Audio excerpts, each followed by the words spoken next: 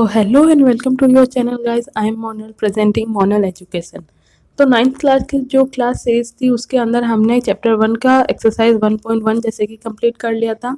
अब हम करने जा रहे हैं एक्सरसाइज 1.2 स्टार्ट। तो उससे पहले हम जो है कुछ चीज़ें देख लेते हैं, समझ लेते हैं कि ये किस पे बेस्ड है और इसमें हमें क्या सॉल्व करना है।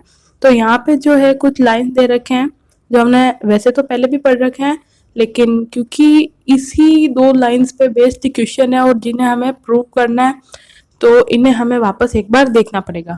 तो जो फर्स्ट लाइन है वो है the sum of difference of a rational and irrational number is rational and the product and quotient of a non-zero rational and irrational number is irrational। तो यहाँ ये 2 लाइन में क्या बोला गया है कि किसी भी रेशनल और इस इरेशनल नंबर का जो डिफरेंस होता है और सम होता है वो भी इरेशनल ही होता है। और जो सेकेंड वाली लाइन है उसमें क्या कहा गया है कि किसी भी रेशनल और इरेशनल नंबर का जो प्रोडक्ट होता है या फिर उसका जो हम डिवाइड लगाते हैं दोनों नंबर्स का, तो वो जो आंसर निकलता है वो भी इरेशनल नंबर ही निकलता है। अब ये जो है यहाँ पे सीधा सीधा हमें लर्न करना है, बट ये अगर 1 लाइनर क्वेश्चन में आ जाए तो हम सीधा सीधा लर्न कर लेंगे ये वाली लाइंस को। बट इस पे बेस्ड जो क्वेश्चन है जो हमें सॉल्व करना है, प्रूव करना है कि क्या वाकई में इरेशनल नंबर और रेशनल नंबर को ऐड किया जाए तो वो जो आंसर निकलेगा वो इरेशनल नंबर ही निकलेगा। कैसे हम इसको सॉल्व करेंगे, कैसे प्रूव करेंगे, वो आपको मैं हैंड रिटन पीडीएफ के थ्रू समझाऊंगी। तो चलिए हम एक्सरसाइज जो है 1.2 के ये जो सारे क्वेश्चन यहाँ पे दे रखे हैं वो मैंने जो है पीडीएफ हैंड रिटन पीडीएफ के थ्रू आपको सॉल्व करवाया हुआ है। तो चलते हैं उस पीडीएफ के अंदर। तो यहाँ पे एक्सरसाइज 1.2 1.1 हमने कंप्लीट कर लिया है प्रीवियस क्लासेस में। 1.2 and class 10th। The first question is prove that root 5 is a irrational, यानी कि रूट 5 जो है इरेशनल है, ये हमें प्रूव करना है। तो हम किस तरीके से प्रूव करेंगे? सॉल्यूशन देखने से पहले मैं आपको एक चीज और बता देती हूँ। जैसे यहाँ पे कोई नंबर मैंने ले लिया 4 और 4 को हम लिख सकते हैं 2 के होल स्क्वायर के फॉर्म में, क्योंकि 2 मल्टीप्लाई 2 जो होता है वो 4 ही बनता है और क्योंकि यहाँ पे 2 रिपीट हो रहा है तो इसको हम 2 स्क्वायर के फॉर्म में लिख सकते हैं। अब जब यहाँ पे ये 4 है या 2 का स्क्वायर है तो 4 को अगर मैं 2 से डिवाइड लगा सकती हूँ तो इसका जो फ्रैक्शन बनेगा 2 मल्टीप्लाई बाय 2, तो 2 भी तो 2 से डिविजिबल होगा, यानी कि 2 स्क्वायर जो है 2 से डिविजिबल है। तो जो 2 होगा यानी कि जो 4 का होगा फैक्टर वो भी तो 2 से डिविजिबल होगा। तो ये लाइन जो है हमें हमेशा याद रखनी है, क्योंकि ये जो है क्वेश्चन जब हम सॉल्व करेंगे तो ये हमारे बहुत ही काम आने वाली है। फर्स्ट क्वेश्चन है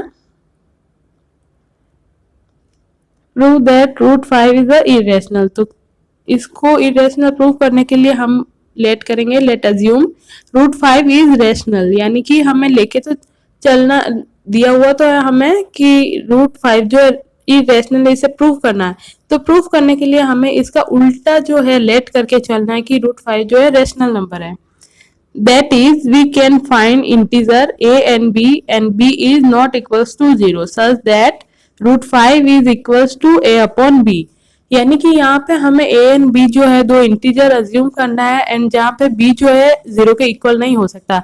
यहाँ पे हमने root 5 equals to 1 a upon b इसलिए लिखा है क्योंकि जो रेशनल नंबर्स होते हैं उसकी जो डेफिनेशन होती है वो इसी तरीके से होती है कि जो भी रेशनल नंबर है उसे हम p अपॉन q या कोई भी अलजेब्रिक जो वेरिएबल होता है उसको हम इस फ्रैक्शन फॉर्म में लिख सकते हैं, जहाँ पे जो है b कभी भी 0 नहीं हो सकता, q कभी भी 0 नहीं हो सकता, यानी कि डिनोमिनेटर में जो भी वेरिएबल है वो कभी भी 0 नहीं। तो क्योंकि हमने लेट किया है कि रूट 5 जो है इरेशनल है तो इसको हम a अपॉन b की फ्रैक्शन फॉर्म में लिख सकते हैं। और यहाँ पे जो a एंड b है उसमें कोई भी कॉमन फैक्टर नहीं है, तो ये यहाँ लिखा हुआ है a and b have a common factor other than 1। जो a और b है उसमें कोई भी 1 के अलावा कॉमन फैक्टर नहीं है, यानी कि then we can divide by the common factor and assume that a and b are co-prime। अगर इसमें ए एंड बी में कोई भी जो है कॉमन फैक्टर निकला, यानी कि ये सेम नंबर से डिवाइड हो सकता है, तो अगर कॉमन फैक्टर निकल जाता है इसका मतलब होगा कि वो जो है ए एंड बी दोनों ही इक्वल नंबर से डिविजिबल होंगे। लेकिन हमने पहले ही क्योंकि बोल रखा है कि ये इंटीजर है, इनमें कोई भी कॉमन फैक्टर नहीं है, तो अगर इसका उल्टा हुआ यानी कॉमन फैक्टर निकला तो ये प्रूफ हो जाएगा कि √5 जो है वो इरेशनल है, क्योंकि √5 को हमने किसके इक्वल लिखा है, A upon B, and A upon B को हमने माना है कि वो दोनों इक्वल नहीं हो सकते और उनके जो फैक्टर होंगे उसमें भी कोई कॉमन फैक्टर नहीं होगा। तो इस √5 equals to a upon B को हम किस फॉर्म में लिख सकते हैं, इस b को हमने √5 की तरफ क्या किया है, ट्रांजिट किया, तो ये कुछ फॉर्म बनी है √5 b इक्वल्स टू a। अब यहाँ पे हम क्या करेंगे कि दोनों साइड, इस इक्वेशन के दोनों साइड क्या करेंगे, स्क्वायर करेंगे। तो स्क्वायर करने पे हमें मिलेगा b स्क्वायर, √5 का स्क्वायर करेंगे तो हमें मिलेगा 5 एंड इक्वल्स टू a का स्क्वायर a स्क्वायर। तो यहाँ पे हम देख रहे हैं कि 5b square is equals to a square है, और b स्क्वायर इधर ही रखे और a स्क्वायर अपॉन 5 जो है इधर ट्रांजिट होके चला जाएगा, क्योंकि यहाँ पे मल्टीप्लाई में है तो a के अपॉन में चला जाएगा, यानी a स्क्वायर अपॉन 5। अब यहाँ पे जो मैंने फर्स्ट आपको सिखाया था कि कोई भी नंबर का स्क्वायर अगर किसी नंबर से डिविजिबल है तो उसका जो फैक्टर होगा वो भी उस नंबर से डिविजिबल होगा। तो यहाँ पे जो a स्क्वायर अगर 5 से डिविजिबल है, तो अगर a को मैं a मल्टीप्लाई a लिखूं तो इसमें से a एंड a ये भी तो 5 से मल्टीपल होंगे। तो यहाँ पे यही लिखा हुआ है कि a square is divisible by 5, so a is also divisible by 5। यहाँ तक आपको समझ में आ गया है। नेक्स्ट इसके आगे क्या करना है कि अब हमें पता चल गया है कि a को जो है 5 नंबर डिविजिबल कर सकता है, तो इस 5 के मल्टीपल में हम कोई दूसरा इंटीजर लेके इस तरह की फॉर्म बनाएंगे। So we can write a is equals to 5c for some integer c, यानी कि कोई दूसरा इंटीजर लेके हम ये फॉर्म बनाएंगे और इसको किस तरीके से अरेंज करेंगे, जो पिछली इक्वेशन आई थी 5b square is equals to a स्क्वायर, इस वाली इक्वेशन में हमें a की ये नई लेट की गई जो वैल्यू है वो पुट करनी है। तो 5b स्क्वायर तो ऐसे ही रहेगा, फिर a स्क्वायर की जगह हमें 5c का होल स्क्वायर लिखना है, तो यहाँ पे हमें मिलेगा 25c स्क्वायर, एंड जो ये 5 है वो इधर ट्रांजिट होके चला जाएगा, तो क्योंकि ये b स्क्वायर के साथ मल्टीप्लाई में है तो जो इक्वल के उधर जाएगा तो डिवाइड में चला जाएगा, तो 25 अपॉन 5, तो 5 से 25 5 टाइम डिवाइड होगा, तो यहाँ पे हमें मिलेगा b square is equals to 5c square. तो यहाँ पे भी हम एक चीज देख पा रहे हैं कि b स्क्वायर जो है, b स्क्वायर ये 5 हम अगर इसके डिवाइड में लगा दें तो यहाँ पे बनेगा c square is equals to b square upon 5, यानी कि b स्क्वायर अगर 5 से डिविजिबल है तो b भी 5 से डिविजिबल होगा। अब हम ये एक चीज देख रहे हैं कि जो a है वो भी 5 से डिविजिबल है एंड जो b है वो भी 5 से डिविजिबल है। उसी तरीके से जो a स्क्वायर है वो भी 5 से डिविजिबल था एंड b स्क्वायर भी 5 से डिविजिबल था। तो हमें यहाँ पे एक चीज पता चली कि a एंड b जो है इनमें कोई एक कॉमन फैक्टर है जिसकी वजह से इन दोनों ही नंबर में 5 का डिवाइड लग रहा है। अगर इन दोनों में कोई कॉमन फैक्टर नहीं होता तो इनमें 5 का डिवाइड, दोनों में सेम नंबर का डिवाइड नहीं लगता। इसका मतलब जो हमने अज्यूम किया था कि a और b इंटीजर है और इनमें कोई भी कॉमन नंबर नहीं है, तो इसलिए इसको हम √5 इक्वल्स टू 1 अपॉन b की फॉर्म में लिख सकते हैं। लेकिन यहाँ पे जो है ये सारा का सारा जो हमने लेट किया था वो तो रॉन्ग प्रूफ हो रहा है। इसका मतलब ये क्यों रॉन्ग प्रूफ हो रहा है, क्योंकि हमने पहले जो लेट किया था कि √5 जो है वो है रेशनल नंबर, और इसको सॉल्व करने के बाद हमें a एंड b में से कॉमन फैक्टर निकलना है जो कि गलत निकल रहा है। तो यहाँ पे प्रूफ हो गया कि √5 जो है वो इरेशनल नंबर है, ना कि रेशनल नंबर। इस वजह से a एंड b में जो है कॉमन आ रहा है, क्योंकि हमने लेट ही गलत किया है तो प्रूफ करने के लिए भी गलत निकल रहा है। तो अल्टीमेटली जो क्वेश्चन है वो प्रूफ हो जाता है। This means that b square is divisible by 5 and so b is also divisible by 5। Therefore, a and b have at least 5 as a common factor, यानी कि ए एंड बी में 5 एक कॉमन फैक्टर है, लेकिन जब हमने स्टार्ट किया था तभी हमने बोल दिया था कि ये तो को प्राइम है, यानी कि इसका कोई कॉमन फैक्टर नहीं हो सकता। But this contradict that the fact a and b are coprime, यानी कि ये जो a and b coprime थे, यानी कि ए एंड बी में तो कोई भी कॉमन फैक्टर कॉमन नहीं आना चाहिए, तभी उन नंबर्स को हम कहते हैं को प्राइम। लेकिन सॉल्व करने के बाद हमें पता चला कि इनमें जो है 5 एटलीस्ट एक कॉमन नंबर या कॉमन फैक्टर है। तो यहाँ पे so we conclude that root 5 is irrational. तो इसी तरीके से क्योंकि a and b coprime नहीं है, इनमें कॉमन फैक्टर आ गया, तो ये ऑटोमेटिक प्रूफ हो गया कि root 5 is equal to a upon b जो हम लेके चल रहे थे वो जो है गलत था, हम गलत एज्यूम करके चल रहे थे, इसलिए उसका आंसर भी जो है गलत निकला। तो ये ऑटोमेटिक ही कंक्लूजन निकल गया कि रूट 5 जो है इरेशनल नंबर है। ये फर्स्ट क्वेश्चन यहाँ पे। The second question is prove that 3 + 2 root 5 is irrational. तो हम क्या कर रहे हैं, फर्स्ट स्टेप यही होता है कि अगर हमें कोई नंबर दिया हुआ है, उसका सम है, रेशनल एंड इरेशनल नंबर का सम है और वो इरेशनल है, तो हमें क्या करना है, let assume 3 + 2 root 5 is rational. तो हमें उसे रेशनल नंबर लेके चलना है। We can find coprime A and B where B is not equals to 0, यानी कि अगर 3 + 2 रूट 5 रेशनल नंबर है तो इसे हम a अपॉन बी की फॉर्म में लिख सकते हैं, जहाँ पे a एंड b जो है को प्राइम है, यानी कि a एंड b का कोई भी एक कॉमन फैक्टर नहीं हो सकता। एंड जो a अपॉन बी हम लिखेंगे तो b की वैल्यू भी 0 कभी नहीं हो सकती। तो यहाँ पे हमने इसको एज अ रेशनल नंबर जो है रिप्रेजेंट किया, यानी 3 + 2 root 5 is equals to a upon b. अब हम क्या करेंगे कि ये जो 3 है इसको हम a अपॉन बी के उधर ट्रांजिट करेंगे, क्योंकि ये 2 रूट 5 के साथ जो है प्लस में है तो इक्वल के उधर जाएगा तो -3 हो जाएगा। यहाँ पे हम क्या करेंगे, एलसीएम लेंगे, 3 के अपॉन में कुछ नहीं है तो आएगा 1। अब 1 एंड b का जो एलसीएम होगा वो होगा b, तो b का b में जो है डिवाइड लगाएंगे तो आएगा 1, और 1 जो आएगा उसको न्यूमरेटर से मल्टीप्लाई करेंगे तो आएगा 1, फिर माइनस का माइनस, 1 का डिवाइड जब हम लगाएंगे b में तो आएगा b, एंड b का हम मल्टीप्लाई करेंगे न्यूमरेटर से तो आएगा 3b। यहाँ पे 3b आ गया तो फॉर्म कुछ इस तरीके की बन रही है, 2 root 5 is equals to a minus 3b upon b। अब हमें क्या करना है कि क्योंकि इसमें जो है 3 + 2 रूट 5 में जो है 3b जो है रेशनल नंबर है एंड 2 भी रेशनल है, तो यहाँ पे हमें इरेशनल नंबर रूट 5 को जो है एक साइड रखना है, बाकी सबको जो है इक्वल में भेज देना। तो यहाँ पे जो 2 था वो ट्रांजिट होगा, तो यहाँ पे मल्टीप्लाई में तो इक्वल के उधर जाएगा, तो यहाँ पे डिवाइड में चला जाएगा।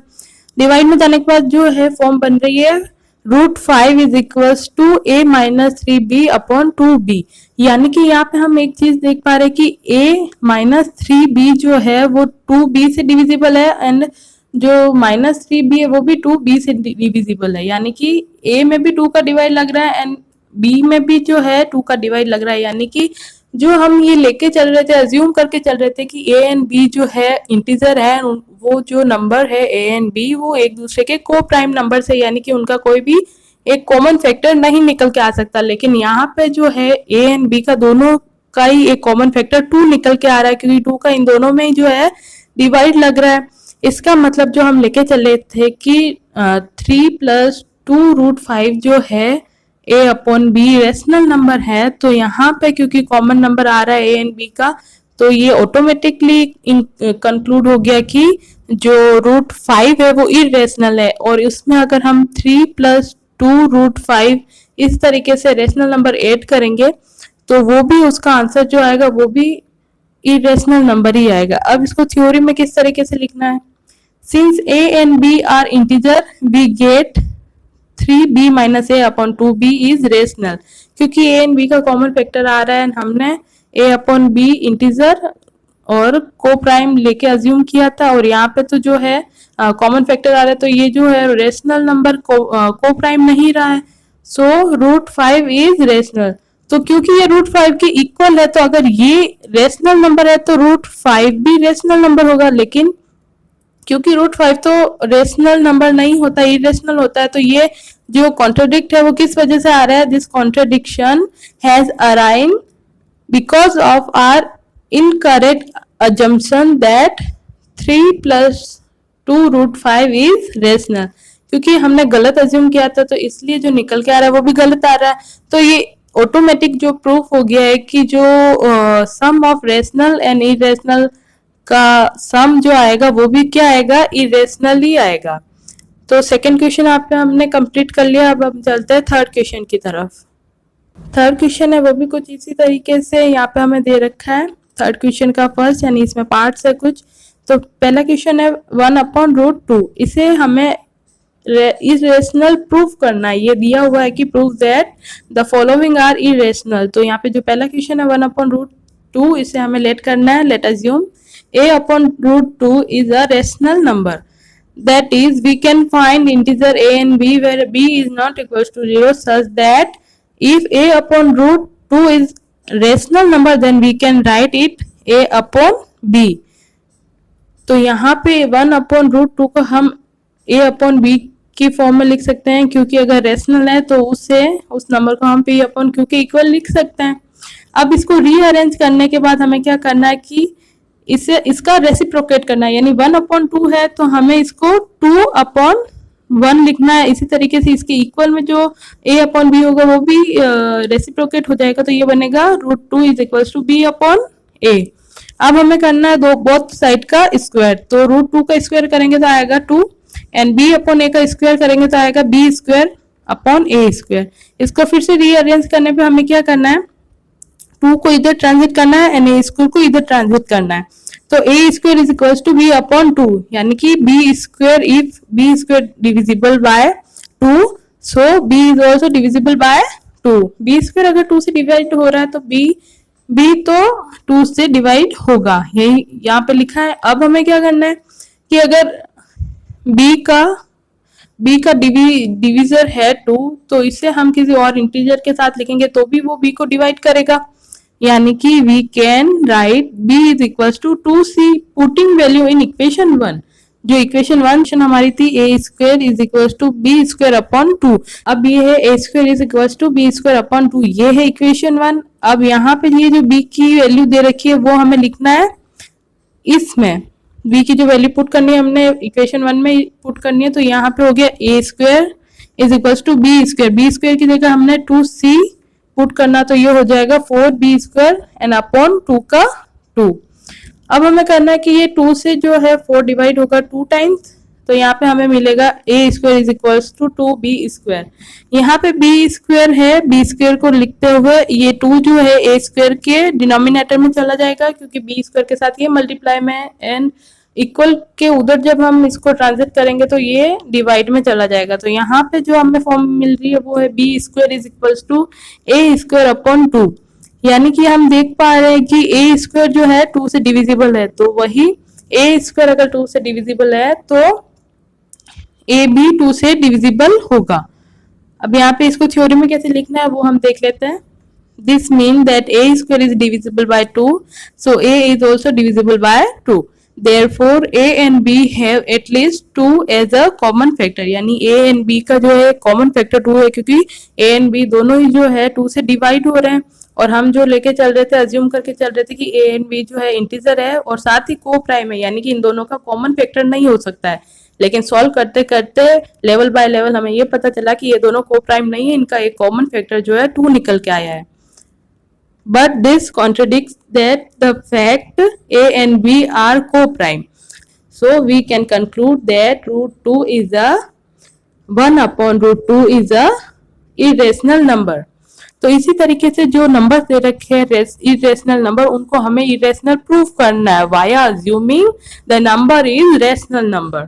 अब क्वेश्चन नंबर 3 का फर्स्ट जो हमने कंप्लीट कर दिया, अब चलते हैं हम नेक्स्ट क्वेश्चन नंबर 3 का सेकेंड क्वेश्चन हमें दे रखा है 7√5। लेट अज्यूम, अगर इसे हमें इरेशनल प्रूव करना है तो हमें अज्यूम करना पड़ेगा कि 7√5 जो है वो है रेशनल नंबर। सभी इस तरीके के जो क्वेश्चन है उसका मेथड एक ही है, लैंग्वेज एक ही है, इसलिए आपको कंफ्यूज नहीं होना है।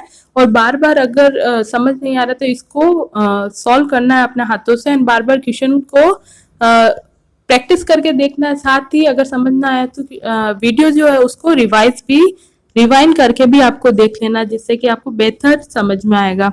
अब यहाँ पे जो हम हर क्वेश्चन में करते आ रहे हैं, that is we can find coprime A and B where B is not equals to 0. So we can write 7 root 5 is equals to a upon b if we assume that 7 root 5 is a rational number. अगर rational number है तो rational number की equation के according rational number को p upon q या a upon b की form में लिख सकते हैं, जहाँ पे जो डिनोमिनेटर होता है वो 0 के इक्वल नहीं हो सकता है। अगर 0 के इक्वल होगा तो वो फ्रैक्शन फॉर्म में नहीं लिख सकते, p अपॉन q या a अपॉन q की फॉर्म में नहीं लिख सकते बेसिकली। तो जहाँ हमने अज्यूम किया है कि 7 रूट 5 जो है रेशनल नंबर है, तो इसको हम किस फॉर्म में लिखेंगे, एक फ्रैक्शन फॉर्म में लिख सकते हैं। अब यहाँ पे क्या करना है, हमें 7 को जो है b के साथ मल्टीप्लाई में भेजना है, यानी कि a के डिनोमिनेटर में भेजना है, क्योंकि ये रूट 5 के साथ मल्टीप्लाई में है। एंड जब भी हम इक्वल के दूसरी साइड अगर किसी भी नंबर को ट्रांजिट करता है तो वो जिस ऑपरेटर के साथ होता है, जैसे 7 मल्टीप्लाई के ऑपरेटर के ऑपरेशन लग रहा है, इस पे ऑपरेटर लग रहा है, तो अगर ट्रांजिट होगा इक्वल के दूसरे साइड तो ये जो है मल्टीप्लाई डिवाइड में बदल जाएगा, तो ये a अपॉन 7b बन जाएगा। तो यहाँ पे हमारे पास नेक्स्ट जो एक्सप्रेशन बन रही है, इक्वेशन बन रही है, वो है root 5 is equal to a upon 7b। देख पा रहे हैं कि a जो है 7 से डिवाइड हो रहा है एंड 7 जो है b से भी मल्टीप्लाई हो रहा है, यानी कि 7 एंड b में एक कॉमन फैक्टर होगा जो कि है 7। तो यहाँ पे हम इसको थ्योरी में भी देख लेते हैं। Since a and b are integer, a upon 7b is rational and so root 5 is rational, पर क्योंकि रूट 5 रेशनल नहीं है, but this contradict the fact that root 5 is irrational, so we can conclude that 7 root 5 is irrational। यानी कि a and b का जो common factor वो 7 निकल के आ रहा है, जबकि हमने इसको को प्राइम अज्यूम किया था। इसीलिए जो हम अज्यूम करके चल रहे थे उसी का उल्टा आया, तो इसीलिए प्रूव हो जाएगा ऑटोमेटिकली, ये कंक्लूजन निकल जाएगा, क्योंकि हमने गलत प्रूफ किया तो जो गिवन नंबर है वो इरेशनल होगा। अब क्वेश्चन थर्ड का थर्ड देख लेते हैं। क्वेश्चन थर्ड क्वेश्चन है 6 प्लस रूट 2, यानी कि रेशनल और इरेशनल नंबर का जो सम है वो भी इरेशनल होता है, ये प्रूव करना है। तो हम अज्यूम करेंगे कि इन दोनों का रेशनल एंड इरेशनल नंबर यानी कि 6 plus root 5 is rational. That is, we can find co-prime a and b where b is not equals to 0 such that हम इसको a अपॉन b की फॉर्म में लिख सकते हैं, यानी फ्रैक्शन फॉर्म में लिख सकते हैं, क्योंकि फ्रैक्शन फॉर्म में लिखने का मतलब है कि ये दोनों ही जो है, ये जो नंबर दिया हुआ है 6 प्लस रूट 5 वो रेशनल नंबर है। तो यहाँ पे जो थर्ड क्वेश्चन दे रखा है उसमें फर्स्ट स्टेप हमने कर लिया कि अगर रेशनल नंबर है तो उसे a अपॉन b के इक्वल में लिखा जा सकता है। अब हमें क्या करना है कि 6 को उधर ट्रांजिट करना है, तो root 2 is equal to a upon b minus 6, क्योंकि 6 जो है प्लस में था तो ट्रांजिट होकर इक्वल के उधर, तो ये हो जाएगा -6। अब हमें करना है एलसीएम लेना है b एंड 1 का, तो b आएगा root 2 is equal to a minus 6b upon b। तो यहाँ पे हम देख रहे हैं कि जो a है एंड 6b है वो दोनों ही b से जो है डिवाइड हो रहे हैं, एंड b कोई भी नंबर हो सकता है क्योंकि b एक इंटीजर है। तो a एंड b है जो दोनों ही b से डिविजिबल हो रहे हैं, इसका मतलब इन दोनों में ही है एक कॉमन फैक्टर है, ये को प्राइम नंबर नहीं है, यानी कि ये जो इक्वेशन है रूट 2 के इक्वल वो है रेशनल। बट क्योंकि रूट 2 तो इरेशनल है, तो ये रेशनल नंबर के इक्वल किस तरीके से आ सकता है, यानी कि जो ये दोनों इक्वेशन है वो कॉन्ट्रडिक्ट है, ये फैक्ट को कॉन्ट्रडिक्ट कर रही है कि जो रूट 2 है वो ही रेशनल है। तो यहाँ पे ऑटोमेटिकली एक कंक्लूजन निकल के आ जाता है कि रूट 2 जो है वो इरेशनल होगा। और यहाँ पे जो हमने 6 plus root 2 equals to a upon b rational number लेके चलते हैं, वो स्टेप बाय स्टेप सॉल्व करने पे हमें पता चला कि हमने रॉन्ग अज्यूम कर लिया था, एंड 6 प्लस रूट 2 जो है वो है एक इरेशनल नंबर। अब इसको हम कैसे लिखेंगे थ्योरी में, तो यहाँ पे देख लेते हैं। Since a and b are integer we got a minus 6b upon b is rational and so root 2 is a rational number, but these contradict the fact that root 6 plus root 2 is a irrational number. This contradict has arisen because our incorrect assumption that 6 plus root 2 is a rational number. अब यहाँ पे जो है हमने exercise 1.2 chapter number first complete कर लिया है। इसके नेक्स्ट क्लास में हम एनसीईआरटी क्लास 10 का चैप्टर नंबर सेकंड स्टार्ट करेंगे। ये अगर आपको समझ में नहीं आया है चैप्टर तो आप क्वेश्चन का कमेंट कर सकते हैं। सारे क्वेश्चन जो एक ही जैसे, सब में एक ही जैसी लैंग्वेज यूज की गई है, तो बिल्कुल भी कंफ्यूजन नहीं होगा वैसे आपको। और फिर भी अगर आपको ये क्लास नहीं समझ आई है तो आप कमेंट कर सकते हैं, मैं और बेहतर समझाने का कोशिश करूंगी। और अगर आपको समझ में आ गया है या ऐसा है कि एक बार देखने पे समझ नहीं आया तो आप जो है क्लास को रिवाइंड करके एक बार फिर से देख सकते हैं, ताकि आपको जो भी कंफ्यूजन रह गया है एक बार देखने पे वो क्लियर हो जाए। तब तक के लिए stay tune, be happy, thank you so much.